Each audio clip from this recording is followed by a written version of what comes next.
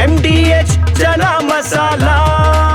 ಈಗ ಕಡಲೆ ಇರಲಿ, ಹಲಸಂಡೆ ಬೀಜ, ಕಪ್ಪು ಕಡಲೆ ಅಥವಾ ಬಿಳಿ ಕಡಲೆ, ಎಲ್ಲವೂ ಸ್ವಾದಿಷ್ಟವಾಗುತ್ತೆ. ದಸರಾ ಉದ್ಘಾಟಕಿ ಬದಲಾವಣೆಗೆ ಅಂತ ಸಲ್ಲಿಸಿದಂತಹ ಅರ್ಜಿ ವಜಾ ಆಗಿದೆ. ಬಾನು ಮುಷ್ತಾಕ್ ಅವರನ್ನೇನು ದಸರಾ ಉದ್ಘಾಟಕಿಯಾಗಿ ಆಯ್ಕೆ ಮಾಡಿದ್ರು, ಅದನ್ನ ಪ್ರಶ್ನಿಸಿ ಅದನ್ನ ವಿರೋಧಿಸಿ ಅರ್ಜಿಯನ್ನು ಹಾಕಲಾಗಿತ್ತು ಕೋರ್ಟ್ಗೆ. ಬಾನು ಮುಷ್ತಾಕ್ ಆಯ್ಕೆ ಪ್ರಶ್ನಿಸಿ ಸಲ್ಲಿಸಿದಂತಹ ಸಾರ್ವಜನಿಕ ಹಿತಾಸಕ್ತಿ ಅರ್ಜಿ ಅದು. ಆ ಅರ್ಜಿ ವಜಾ ಆಗಿದೆ. ಪ್ರತಾಪ್ ಸಿಂಹ ಸೇರಿದಂತೆ 3 PIL ಸಲ್ಲಿಸಿದ್ರು. ಸಿಜೆ ವಿಭು ಬಕ್ರು, ನ್ಯಾಯಮೂರ್ತಿ CM ಜೋಶಿ ಅವರಿದ್ದಂತಹ ಹೈಕೋರ್ಟ್ ಪೀಠ ಈಗ ಆದೇಶ ಕೊಟ್ಟಿದೆ. 3 ಸಲ್ಲಿಸಿದಂತಹ ಅರ್ಜಿಗಳನ್ನು ಹೈಕೋರ್ಟ್ ವಜಾಗೊಳಿಸಿದೆ. ಮಾಜಿ ಸಂಸದ ಪ್ರತಾಪ್ ಸಿಂಹ, ಟಿ ಗಿರೀಶ್ ಕುಮಾರ್ ಮತ್ತು HS ಗೌರವ್ ಈ PIL ಅರ್ಜಿಗಳನ್ನು ಹಾಕ್ಕೊಂಡಿದ್ರು. ಆ 3 ಅರ್ಜಿಗಳನ್ನು ಕೋರ್ಟ್ ವಜಾಗೊಳಿಸಿದೆ. ಬಾನು ಮುಷ್ತಾಕ್ ಅವರನ್ನ ಹೇಗೆ ಉದ್ಘಾಟಕಿಯಾಗಿ ಆಯ್ಕೆ ಮಾಡ್ತೀರಿ? ಅವರು ತಾಯಿ ಭುವನೇಶ್ವರಿಗೆ ಒಪ್ಕೊಂಡಂಥವರಲ್ಲ, ಇನ್ನು ಚಾಮುಂಡೇಶ್ವರನ ಒಪ್ಕೊಳ್ತಾರಾ? ಇದು ನಮ್ಮ ಧಾರ್ಮಿಕ ಭಾವನೆಗಳಿಗೆ ಧಕ್ಕೆ ಅಂತ ಬಾನು ಮುಷ್ತಾಕ್ ಆಯ್ಕೆಯನ್ನ ವಿರೋಧಿಸಿದ್ರು. ಇದರ ಬಗ್ಗೆ ಸಾರ್ವಜನಿಕ ಹಿತಾಸಕ್ತಿ ಅರ್ಜಿಯನ್ನು ಹಾಕ್ಕೊಂಡಿದ್ರು. ಪ್ರತಾಪ್ ಸಿಂಹ ಸೇರಿದಂತೆ 3 ಟಿ ಗಿರೀಶ್ ಕುಮಾರ್ ಮತ್ತು HS ಗೌರವ್ ಕೂಡ ಅರ್ಜಿಗಳನ್ನು ಹಾಕ್ಕೊಂಡಿದ್ರು. ಹೈಕೋರ್ಟ್ಗೆ 3 ಸಲ್ಲಿಸಿದಂತಹ ಅರ್ಜಿಗಳನ್ನು ಕೋರ್ಟ್ ಈಗ ವಜಾಗೊಳಿಸಿದೆ. ಬಾನು ಮುಷ್ತಾಕ್ ಆಯ್ಕೆಯನ್ನ ವಿರೋಧಿಸಿ ಸಲ್ಲಿಸಿದಂತಹ ಈ 3 ಅರ್ಜಿಗಳು ಕೂಡ ಈಗ ವಜಾ ಆಗಿದೆ. ಬಹಳಷ್ಟು ಆಕ್ರೋಶವನ್ನ ವ್ಯಕ್ತಪಡಿಸಿದ್ರು ಬಾನು ಮುಷ್ತಾಕ್ ಆಯ್ಕೆಗೆ. ಜೊತೆಗೆ ಅದರ ವಿರುದ್ಧ ಈ PIL ಅರ್ಜಿ ಸಲ್ಲಿಕೆಯಾಗಿತ್ತು. ಯಾವುದೇ ಹಕ್ಕು ಉಲ್ಲಂಘನೆ ಇಲ್ಲದಿರೋದ್ರಿಂದ ವಜಾ ಹೇಗಂತ ಸಿಜೆ ವಿಭು ಬಕ್ರು, ನ್ಯಾಯಮೂರ್ತಿ CM ಜೋಶಿ ಅವರಿದ್ದಂತಹ ಪೀಠ ಆದೇಶ ಕೊಟ್ಟಿದೆ. ವಿಜಯದಶಮಿ ಅಂದ್ರೆ ಏನು? ಕೆಟ್ಟದರ ವಿರುದ್ಧ ಒಳ್ಳೆಯದರ ವಿಜಯ. ದೇಶಾದ್ಯಂತ ಈ ಹಬ್ಬವನ್ನ ಆಚರಿಸಲಾಗುತ್ತೆ ಅಂತ CJ ಹೇಳಿದರು. PIL ವಜಾಗೊಳಿಸಿ ಹೈಕೋರ್ಟ್ ವಿಭಾಗೀಯ ಪೀಠ ಆದೇಶ ಕೊಟ್ಟಿದೆ. ಜೊತೆಗೆ ದಂಡ ವಿಧಿಸಬೇಕು ಅರ್ಜಿ ಹಾಕಿದವರಿಗೆ ಅಂತ ಹೇಳಿ AG ಶಶಿಕಿರಣ್ ಶೆಟ್ಟಿ ಮತ್ತೆ ಮನವಿಯನ್ನ ಮಾಡಿದ್ದಾರೆ. ಯಾವುದೇ ಹಕ್ಕಿನ ಉಲ್ಲಂಘನೆ ಆಗಿಲ್ಲ ಅಂತ ಕೋರ್ಟ್ ಅಭಿಪ್ರಾಯ ವ್ಯಕ್ತಪಡಿಸಿದೆ. ಜೊತೆಗೆ ಈ PIL ಅರ್ಜಿಯನ್ನ ವಜಾಗೊಳಿಸಿದೆ.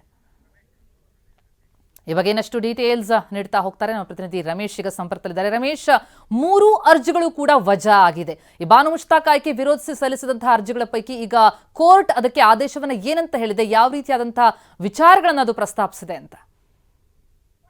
ಪ್ರತಿಮಾ, ಇದರಲ್ಲಿ ಪ್ರಮುಖವಾಗಿ ಪ್ರತಾಪ್ ಸಿಂಹ ಮತ್ತೆ ಇತರೆ ಅರ್ಜಿದಾರ ವಾದ ಏನಾಗಿತ್ತು ಅಂದ್ರೆ, ಬಾನು ಮುಷ್ತಾಕ್ ಅವರು ಹಿಂದೂ ವಿರೋಧಿ ಧೋರಣೆಯನ್ನ ಹೊಂದಿದ್ದಾರೆ. ಅದರಲ್ಲೂ ಮುಖ್ಯವಾಗಿ ತಾಯಿ ಭುವನೇಶ್ವರಿ ವಿರುದ್ಧ ಆಕ್ಷೇಪರ ಹೇಳಿಕೆಯನ್ನು ಕೊಟ್ಟಿದ್ದಾರೆ. ಅದೇ ರೀತಿ ಕನ್ನಡ ಬಾವುಟ ಅಂದ್ರೆ ಅರಿಶಿಣ ಮತ್ತೆ ಕುಂಕುಮದ ಬಣ್ಣವನ್ನ ಹಾಕಿದ್ದಾರೆ. ಹೀಗಾಗಿ ಅದನ್ನು ಒಪ್ಕೊಳ್ಳೋದು ಹೇಗೆ ಅನ್ನುವಂತ ಒಂದು ಹೇಳಿಕೆಯನ್ನು ಕೊಟ್ಟಿದ್ದಾರೆ. ಹೀಗಾಗಿ ಈ ರೀತಿಯ ಸರಣಿ ಆಕ್ಷೇಪಾರ್ಹ ಹೇಳಿಕೆಗಳ ಮುಖಾಂತರ ಜನಗಳ ಧಾರ್ಮಿಕ ಭಾವನೆಯನ್ನು ಅಗೌರವಿಸಿದ್ದಾರೆ. ಹೀಗಾಗಿ ಅವ್ರಿಗೆ ಏನು ಚಾಮುಂಡೇಶ್ವರಿ ದೇವಿಗೆ ಒಂದು ಪುಷ್ಪಾರ್ಚನೆ ಮಾಡೋದಿರ್ಬೋದು ಅಥವಾ ದಸರಾ ಹಬ್ಬದ ಉದ್ಘಾಟನೆ ಇರ್ಬೋದು ಅವಕಾಶ ಕೊಡಬಾರ್ದು ಅಂತೇಳಿ ಮನವಿಯನ್ನ ಮಾಡಿದ್ರು. ಆದ್ರೆ ಕೋರ್ಟ್ ಕೇಳಿದ ಒಂದೇ ಪ್ರಶ್ನೆ ಏನಂದ್ರೆ, ನೀವು ಯಾವ ಹಕ್ಕು ನಿಮ್ದು ಉಲ್ಲಂಘನೆ ಆಗಿದೆ? ಯಾಕೆಂದ್ರೆ ಈಗ ಯಾವ್ದಾದ್ರು ಪೂಜಾರಿ ತಮ್ಮ ಹಕ್ಕನ ಉಲ್ಲಂಘನೆ ಆಗಿದೆ ಅಂತಂದ್ರೆ, ಅಥವಾ ದೇವಸ್ಥಾನ ತಮ್ಮ ಹಕ್ಕನ ಉಲ್ಲಂಘನೆ ಆಗಿದೆ ಅಂತಂದ್ರೆ, ಅಥವಾ ದೇವಸ್ಥಾನದ ಟ್ರಸ್ಟಿಗಳು ಈ ಅರ್ಜಿಯನ್ನು ಸಲ್ಲಿಸಿದ್ರೆ ಆಗ ಈ ಕೇಸ್ನ ಒಂದು ವಿಚಾರವೇ ಬೇರೆ ಆಗ್ತಾ ಇತ್ತು, ಅದನ್ನು ಪರಿಗಣಿಸುವ ರೀತಿನೇ ಬೇರೆ ಆಗ್ತಿತ್ತು. ಆದ್ರೆ ಇಲ್ಲಿ ನಿಮ್ಮ ಯಾವುದೇ ರೀತಿಯಾದಂತಹ ಹಕ್ಕು ಉಲ್ಲಂಘನೆ ಆಗದೆ ಇರೋದ್ರಿಂದ ಇದನ್ನ ಇಂಟರ್ಫಿಯರ್ ಮಾಡೋದಕ್ಕೆ ಸಾಧ್ಯ ಇಲ್ಲ ಅಂತೇಳಿ ಈಗ ಕೋರ್ಟ್ ಈ ಅರ್ಜಿಗಳನ್ನ ವಜಾಗೊಳಿಸಿದೆ. ಜೊತೆಗೆ AG ಶಶಿಕಿರಣ್ ಶೆಟ್ಟಿ ಅವರು ಕೂಡ ಒಂದು ವಾದವನ್ನು ಮಂಡನೆ ಮಾಡ್ತಾ ಹೇಳಿದ್ರು. ಏನಂದ್ರೆ, ಕರ್ನಾಟಕದ ಎಲ್ಲಾ ದೇವಸ್ಥಾನಗಳಿಗೆ ಎಲ್ಲಾ ಧರ್ಮದ ಜನರಿಗೂ ಕೂಡ, ಎಲ್ಲಾ ಜಾತಿಯ ಜನರಿಗೂ ಕೂಡ ಭಾಗವಹಿಸೋದಕ್ಕೆ ಅಥವಾ ದೇವಸ್ಥಾನಕ್ಕೆ ಪ್ರವೇಶ ಮಾಡುವಂತಹ ಹಕ್ಕಿದೆ. ಹೀಗಾಗಿ ಇಲ್ಲಿ ಯಾವುದೇ ರೀತಿಯಾದಂತಹ ಹಕ್ಕು ಉಲ್ಲಂಘನೆ ಆಗಿಲ್ಲ ಅಂತೇಳಿ ಅವರು ಕೂಡ ವಾದ ಮಾಡಿದ್ರು. ಕೊನೆಗೆ ಹೈಕೋರ್ಟ್ ಈಗ ಇವರ ಅರ್ಜಿಯನ್ನ ವಜಾಗೊಳಿಸಿದೆ. ಮತ್ತೆ ಯಾವುದೇ ರೀತಿ ದಂಡವನ್ನ ಕೂಡ ವಿಧಿಸಿಲ್ಲ. ಯಾಕಂದ್ರೆ ದಂಡ ವಿಧಿಸಬೇಕು ಅಂತೇಳಿ ಸರ್ಕಾರದ ಪರ ವಕೀಲರು ವಾದ ಮಂಡನೆ ಮಾಡಿದ್ರು ಕೂಡ ಕೋರ್ಟ್ ಅದನ್ನು ಪರಿಗಣಿಸಲಿಲ್ಲ. ಜೊತೆಗೆ ಪ್ರತಾಪ್ ಸಿಂಹ ಅವರು ಈ ಹಿಂದೆ ನಿಸಾರ್ ಅಹಮದ್ ಅವ್ರ ಜೊತೆ ಇದ್ದಂತ ಫೋಟೋವನ್ನ ಕೂಡ ಸರ್ಕಾರದ ಪರವಾಗಿ ಕೋರ್ಟ್ಗೆ ಹಾಜರುಪಡಿಸಲಾಯಿತು. ಆದ್ರೆ ಅದಕ್ಕೆ ಪ್ರತಾಪ್ ಸಿಂಹ ಪರ ವಕೀಲರು ಕೂಡ ಆಕ್ಷೇಪ ಎತ್ತಿದ್ರು. ಅವರು ವಾದ ಏನಂತಂದ್ರೆ, ನಿಸಾರ್ ಅಹಮದ್ ಅವರು ಯಾವುದೇ ರೀತಿಯ ಅಂತ ಧಾರ್ಮಿಕ ಭಾವನೆಗಳನ್ನ ಅಂದ್ರೆ ಹಿಂದೂ ಧರ್ಮ ವಿರೋಧಿ ಭಾವನೆಯನ್ನು ಹೊಂದಿರ್ಲಿಲ್ಲ. ಅವ್ರು ಕೃಷ್ಣನ ಬಗ್ಗೆ ಕೂಡ ಕವನಗಳನ್ನ ಬರೆದಿದ್ದಾರೆ. ಆದ್ರೆ ಬಾನು ಮುಷ್ತಾಕ್ ಮತ್ತೆ ನಿಸಾರ್ ಅಹಮದ್ ಅವರ ಹೋಲಿಕೆ ಸರಿ ಇಲ್ಲ ಅಂತೇಳಿ ವಾದ ಮಂಡನೆ ಮಾಡೋದು. ಬಟ್ ಕೋರ್ಟ್ ಇದು ಯಾವುದೇ ವಾದವನ್ನ ಪರಿಗಣಿಸಲಿಲ್ಲ. ಬದಲಾಗಿ ಇದು ನಾಡ ಹಬ್ಬ ಅನ್ನುವಂಥದ್ದು ಇಡೀ ದೇಶದ ಹಬ್ಬ. ಹೀಗಾಗಿ ಇಲ್ಲಿ ಯಾವುದೇ ರೀತಿಯಾದಂತಹ ತಾರತಮ್ಯಕ್ಕೆ ಅವಕಾಶ ಇಲ್ಲ ಅಂತೇಳಿ ಈಗ ಅರ್ಜಿಯನ್ನ ವಜಾಗೊಳಿಸಿದೆ. ಹೀಗಾಗಿ ಒಂದು ರೀತಿ ಅರ್ಜಿದಾರರಿಗೆ ಸೆಟ್ ಬ್ಯಾಕ್ ಆಗಿದೆ. ಪ್ರತಿಮಾ, ರಮೇಶ್, ಪ್ರಮುಖವಾಗಿ ಸುಪ್ರೀಂ ತೀರ್ಪಿದೆ ಧಾರ್ಮಿಕ ಆಚರಣೆಗಳ ಬಗ್ಗೆ. ಅವರಿಗೆ ಅಂದ್ರೆ ಅರಿಶಿಣ ಕುಂಕುಮದಲ್ಲಿ ನಂಬಿಕೆ ಇಲ್ಲ, ಇದು ಪ್ರಮುಖ ವಾದ ಆಗಿತ್ತು. ಅದನ್ನ ಯಾವ ರೀತಿಯಲ್ಲಿ ಕೋರ್ಟ್ ಪರಿಗಣಿಸ್ತಾ ಇದೆ ಅಂತ?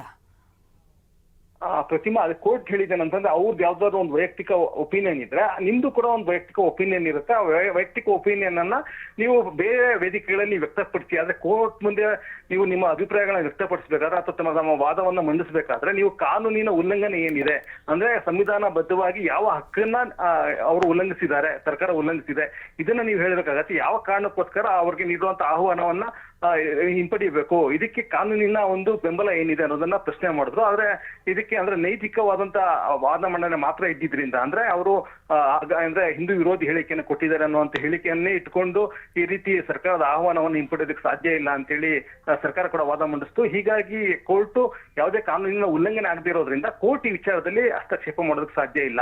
ಯಾಕಂದ್ರೆ ಕೋರ್ಟ್ ಯಾವಾಗ ಹಸ್ತಕ್ಷೇಪ ಮಾಡಬಹುದು ಅಂದ್ರೆ ಯಾವ್ದಾದ್ರು ಲೀಗಲ್ ರೈಟ್ ವಯೋಲೇಷನ್ ಆಗಿರಬೇಕು ಅಥವಾ ಸಂವಿಧಾನದ ಹಕ್ಕು ಉಲ್ಲಂಘನೆ ಆಗಿರಬೇಕು, ಆಗ ಮಾತ್ರ ಕೋರ್ಟ್ ಇಂಟರ್ಫಿಯರ್ ಆಗ್ಬಿಡುತ್ತೆ. ಈ ರೀತಿ ಕೇವಲ ಹೇಳಿಕೆಗಳ ಆಧಾರದ ಮೇಲೆ ನಾವು ವ್ಯಕ್ತಿಗಳ ಹಕ್ಕನ್ನು ನಿರ್ಧರಿಸೋದಕ್ಕೆ ಸಾಧ್ಯ ಇಲ್ಲ ಅಂತೇಳಿ ಹೈಕೋರ್ಟ್ ಅಭಿಪ್ರಾಯ ಪಟ್ಟು ಈ ಅರ್ಜಿಗಳನ್ನ ವಜಾಗೊಳಿಸಿದೆ. ಥ್ಯಾಂಕ್ ಯು ರಮೇಶ್ ತಮ್ಮ ಮಾಹಿತಿಗೆ. ವಾ, ಯಾಕೆ ಈಗ ಬಂತ ಸ್ವಾದ? ಖಂಡಿತ ಈಗ ಬಂತು ಅಸಲಿ ಸ್ವಾದ. MDH chunky chaat masala life ಅಲ್ಲಿ ಅಸಲಿ ಸ್ವಾದ ತರುತ್ತೆ. ಅಸಲಿ ಮಸಾಲ, ಎಸ್ ಎಸ್ MDH